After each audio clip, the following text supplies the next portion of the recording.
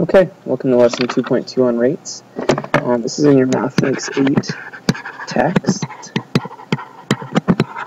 and we're starting at page 55 with this.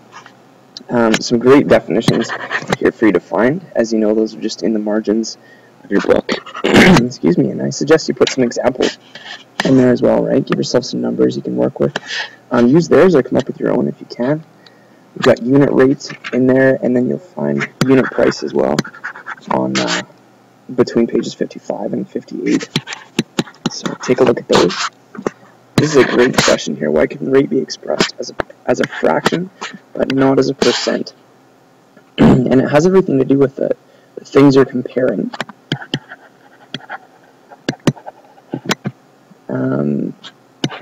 That's kind of what makes a rate different from a ratio. So you want to be thinking about that. And you want to remember as well that a percent is for a part to a whole. Right? If we said 40% of students are watching this video over the weekend, then that's 40% out of the whole class is watching this video and is doing this math over the weekend, right? It's out of a whole. That's an important thing about a percent. I'll let you figure those ones out. What I want to do for you here today is I want to look at some of these examples together. So let's go down and let's find, here we go, example 1, determining using rates. And you'll notice this is straight out of your textbook. I'm just going to do it for you as well so you can listen to it rather than just watch it. This guy, a ruby-throated hummingbird, and a monarch butterfly travel similar paths to the Gulf of Mexico.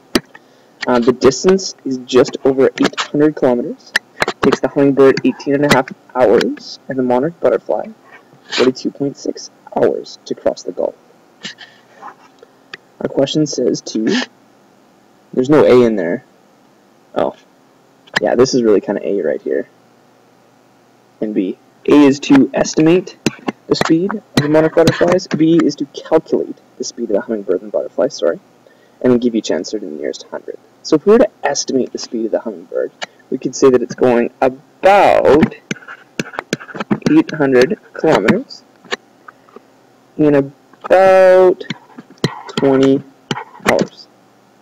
Right? Now speed, we're going to talk kilometers per hour here. That's the unit rate we're going to use. So we just set this up like a fraction.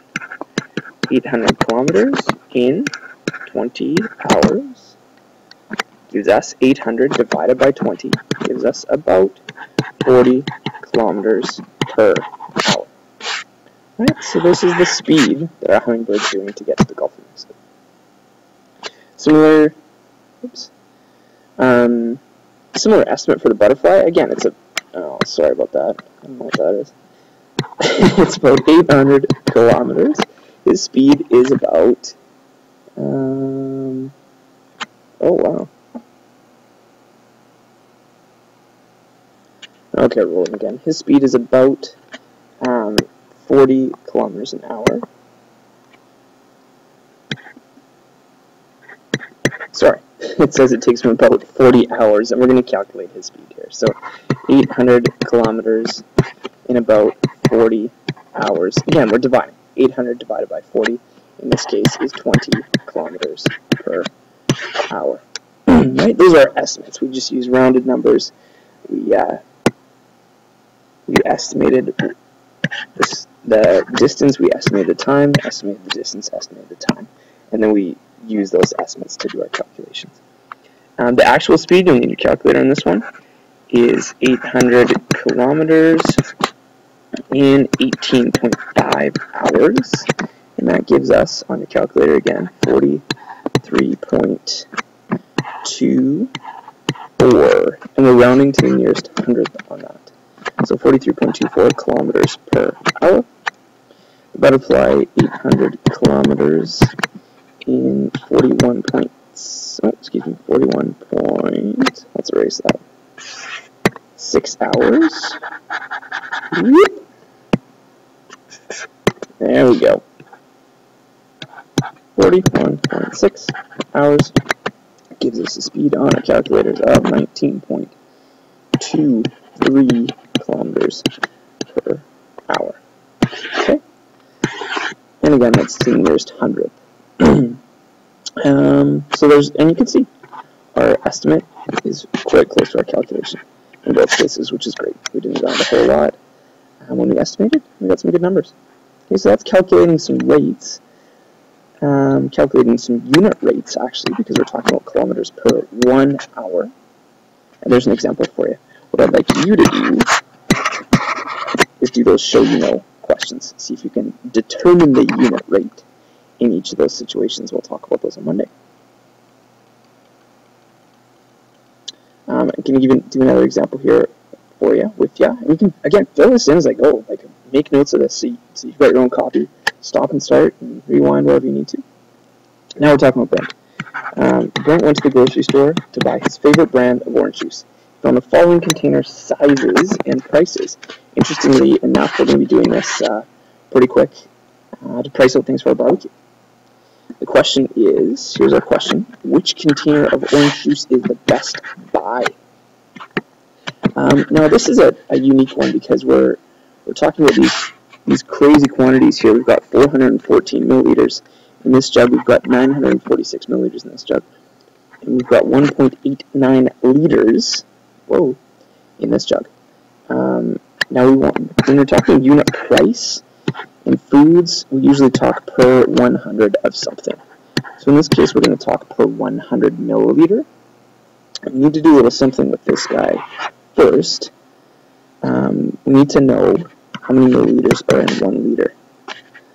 1 liter equals 1,000 milliliters, and hopefully we're kind of thinking that because you've seen that before. Similar to kilometers, right? 1 kilometer equals 1,000 meters. There's that similarity there in some of your units. So we're going to go with this. We're going to go with 1.89 liters times our conversion, times 1,000 milliliters, equals 1,890 milliliters. So we're going to use this number in here on our last jug to find its unit rate. Alright, container 1, 4.14 milliliters. Oh, sorry, back up a little bit here. Okay, so we're talking unit price here. Unit price is always cost per unit volume. That's always the fraction or the rate we set up here. So our cost for the little guy is $1.69, and we get 414 milliliters for that cost. So if we divide cost divided by volume, we get that 1 milliliter is $0.00408 for 1 milliliter. That seems like a tiny amount. We could talk cents. We could move the decimal place 2 places, and we could say that that's 0.408 cents per milliliter. But still, that's a pretty tiny amount because that's just 1 milliliter. And our carton, if you'll remember, had 414 milliliters in it. It had quite a large quantity. So usually, if you go to a grocery store,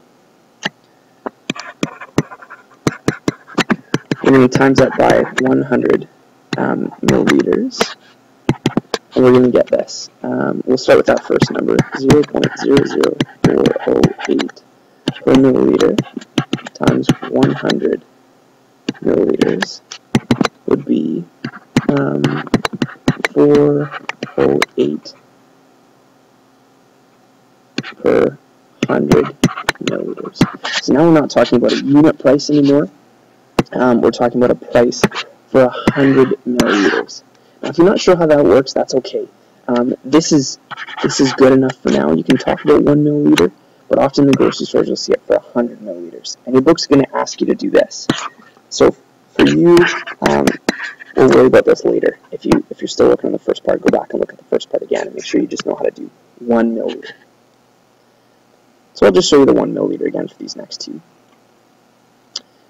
Container 2, again, we're talking about unit price, so it's cost per unit volume, and the cost of that second guy was $6.29. His volume was 642 milliliters. So this guy works out to $0.00316 per milliliter. A tiny, tiny amount because you get so much for $6.50, right? $6.30. Third guy, remember we already did our conversion. We figured out that this guy is, well, sorry. This guy is 1,890 milliliters, and we're going to use that. That was our conversion at the top. If you want to look back at that and figure out how we did that. Again, our formula here, always a good idea to start with the formula. I want to see this set up in all your unit price calculations.